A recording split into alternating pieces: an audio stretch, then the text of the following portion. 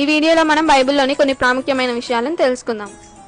బైబిల్లోని మొత్తం పుస్తకములు 66, పాత నిబంధనలోని మొత్తం పుస్తకములు 39, క్రొత్త నిబంధనలోని మొత్తం పుస్తకములు 27, బైబిల్లోని మొత్తం అధ్యాయములు 1189, పాత నిబంధనలోని మొత్తం అధ్యాయములు 929, క్రొత్త నిబంధనలోని మొత్తం అధ్యాయములు 260, బైబిల్లోని మొత్తం వచనములు 41,173, పాత నిబంధనలోని మొత్తం వచనములు 33,214, క్రొత్త నిబంధనలోని మొత్తం వచనములు 7,959, బైబిల్లోని పెద్ద పుస్తకము కీర్తనలు, బైబిల్లోని చిన్న పుస్తకము 3వ యోహాను, బైబిల్లోని మధ్య పుస్తకములు మేకా నహోము, పాత నిబంధనలోని మధ్య పుస్తకము సామెతలు, క్రొత్త నిబంధనలోని మధ్య పుస్తకం 2వ దశనుడు, బైబిల్లోని పెద్ద అధ్యాయము కీర్తనలు 119, బైబిల్లోని చిన్న అధ్యాయము కీర్తనలు 117, మొత్తం బైబిల్లోని మధ్య అధ్యాయం కీర్తనలు 117, పాత నిబంధనలో మధ్య అధ్యాయం యోబు 29, క్రొత్త నిబంధనలో మధ్య అధ్యాయం రోమీయులకు 13, బైబిల్లోని పొడవైన వచనము ఎస్తేరు 8వ అధ్యాయము 9వ వచనము, బైబిల్లోని చిన్న వచనము యోహాన్ సువార్త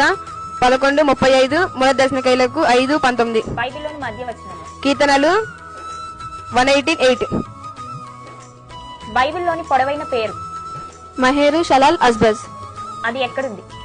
యెషయా 8వ అధ్యాయం 3వ వచనం, మొత్తం బైబిల్ రచన కాలం 1600 సంవత్సరములు, బైబిల్లోని 66 పుస్తకాల గ్రంథకర్తలు ఎంతమంది? 40 మంది, పాత నిబంధనలో 39 పుస్తకాల గ్రంథకర్తలు ఎంతమంది? 31, క్రొత్త నిబంధనలోని 27 పుస్తకాల గ్రంథకర్తలు ఎంతమంది? 9 మంది,